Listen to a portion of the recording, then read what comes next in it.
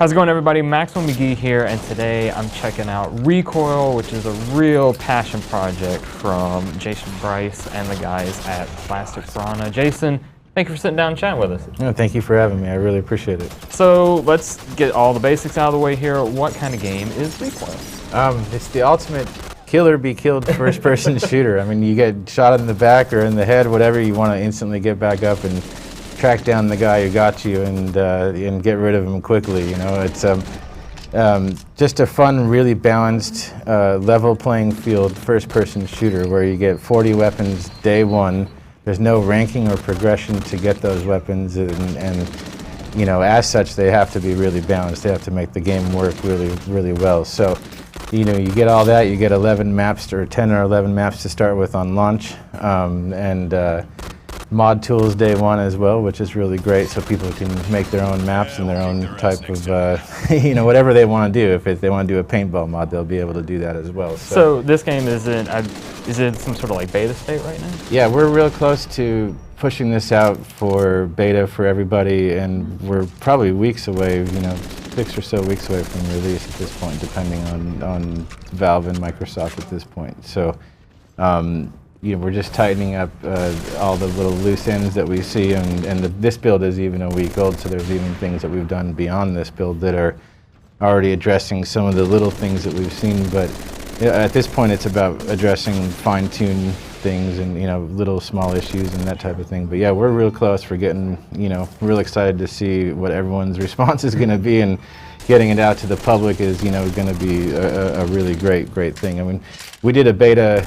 You know, we were in Steam Greenlight, and we did a beta last year that we called beta, but I would say in retrospect it was, you know, even pre-alpha at that point. But, you know, we wanted to drum up interest for Greenlight and get people going on the game.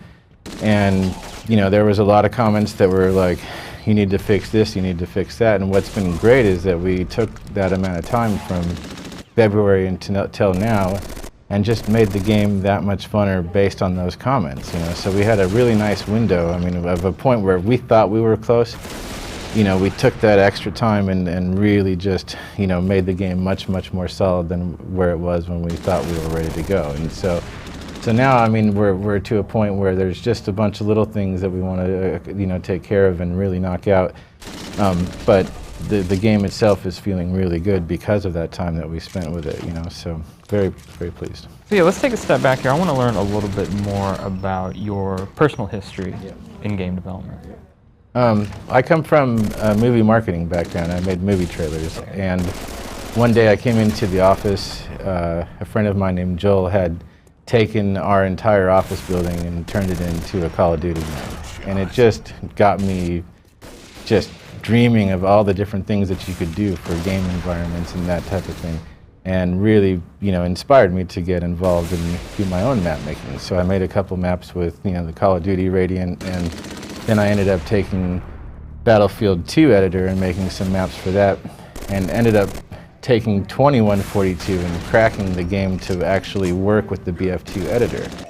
And so I made my first couple maps and released the first one, which was called Molokai. At the time it was called Quarzazat, but the guys at DICE saw it on the server, and they wrote me back the next day and said, you know, we want to release this officially. And, you know, that spawned a working relationship with the guys at DICE for about, you know, almost 3 years, from the 1.2 patch through about the 1.51 patch.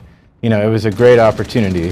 They offered me, you know, the ability to come and work with them in Sweden when that was all said and done, but I didn't really want to leave Los Angeles at the time, and ended up forming my own studio based upon their recommendations. And, you know, the rest is kind of history. We've spent basically the time from then until now developing this game. There was probably about a year of, you know, 6 to 8 months getting familiar with the Unreal Engine, deciding that that's the engine we want to use, and then just going full, you know, force into, you know, production. And there was a lot of things we started on that weren't done right, but we learned from our mistakes and kept going.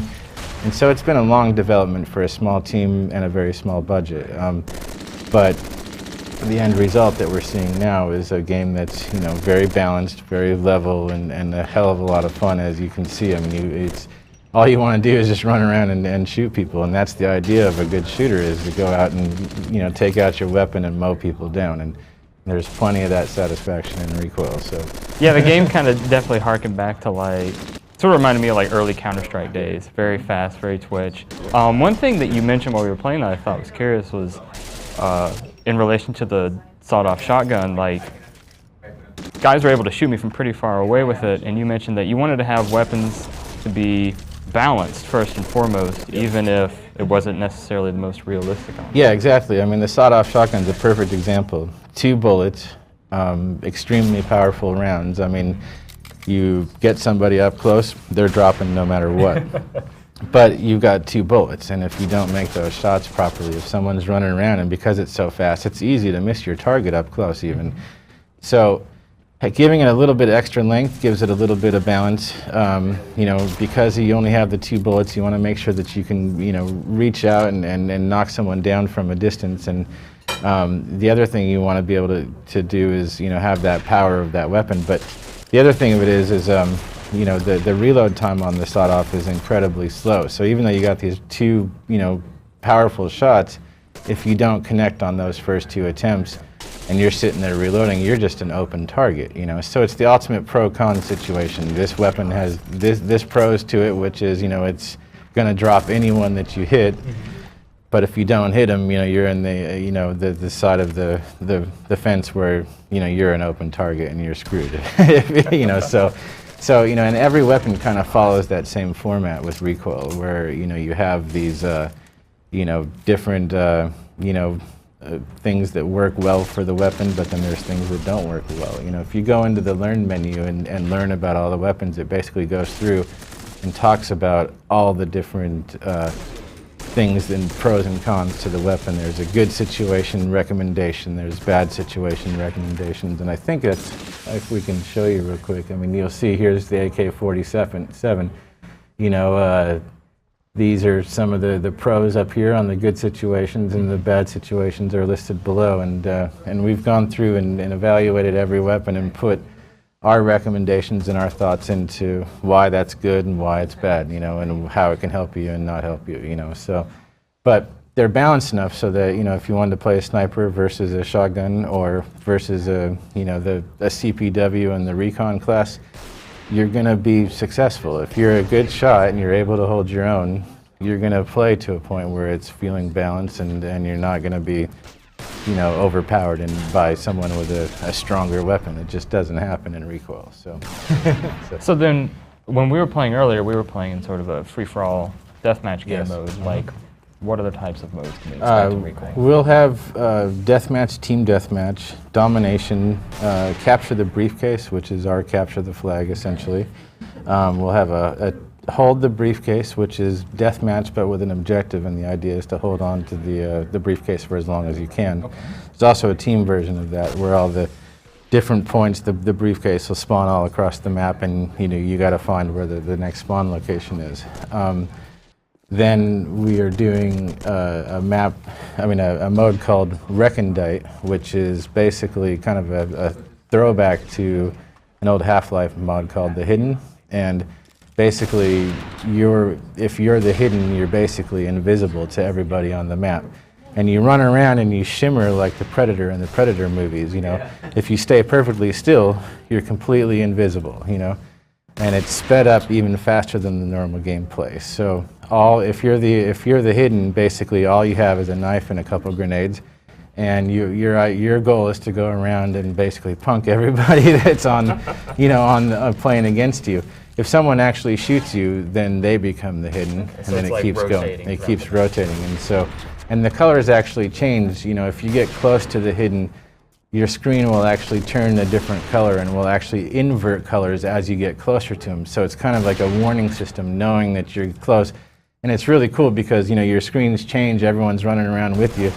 And then you just see everyone who's close, because they know they're close because the screens change, they just start spraying bullets everywhere, There's just, bullets flying, in every which direction, and finally someone hits them, So, that's kind of something a little different. We wanted to break the mold a little bit, and, give somebody, the opportunity to play something that's just a little bit out of the ordinary with, when it comes to first-person shooters. I mean, you have the standard game modes and that type of thing. This one's definitely unique and definitely different and pays tribute to an old great mod, which we really like.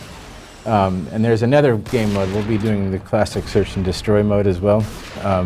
That probably will be ready on their first patch for the game, so which would be probably a few weeks after we release. So. And then is this game going to be digital release, I'm assuming? Yeah, digital release will be going on Xbox and Steam.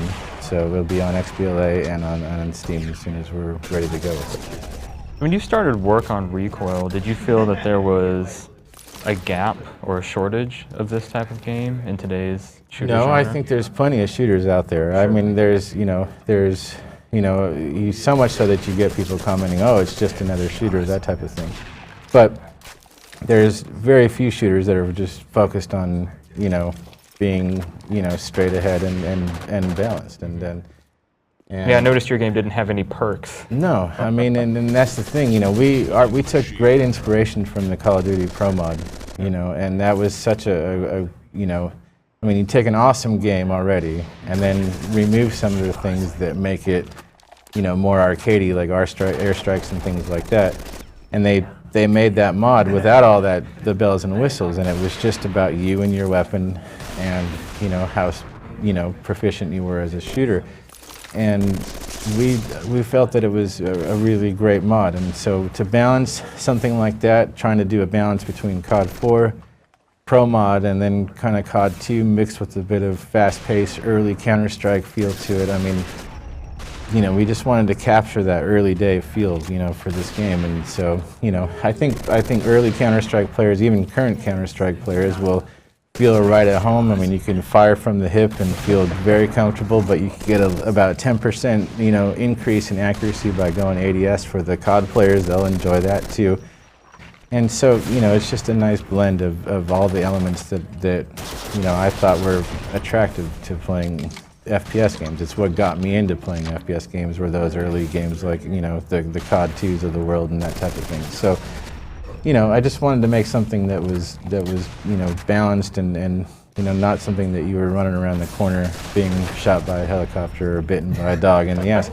Great things, don't get me wrong. I mean, I love that, but it's just, to make it just about you and your weapon again. That was the idea for Rekoil, was to do something that was straightforward and to give mod tools as well. I mean, that's been, having the mod tools is something that's been kind of forgotten about, and I think it's a very important feature. It's essentially what built COD, it's essentially what built Battlefield, is having those modding communities, making great content. And I mean, you could find 5, 10, 20 new maps a week in BF2 heyday, and that content helped keep people playing those games until the next iteration comes. Yeah, and it helps build the brand and everything else. And so when you remove those tools, you still got the fan base, but you're not seeing that creativity that's out there too. And so combine that creativity with, a straight ahead, just you and your gun shooter. I mean, I think it's a great combination. So, very pleased with with the direction that it's taken. So. All right, Jason, I think that'll wrap it up then. Thank you for sitting down and chatting with us. Yeah, thank you so much. It's really been a pleasure. So, thanks.